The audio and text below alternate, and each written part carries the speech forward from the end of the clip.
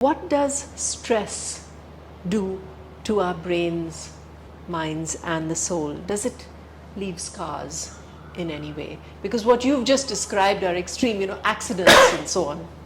But just a day's build up with stress, what does that do to these parts of us? So very interestingly, chronic stress, it has been shown in studies, has an impact on these very centers. The hippocampus in particular is affected quite badly by chronic stress.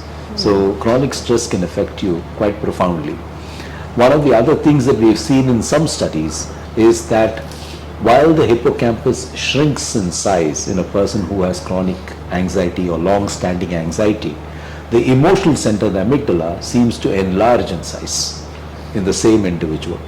So in a sense, it's as if there is growth of one area and diminishment of the other. So yes, stress has some very profound effects on the brain. And I think when you ask from the mind perspective, chronic stress definitely has an impact on your psyche, your ability to internalize experiences appropriately, your ability to contextualize them.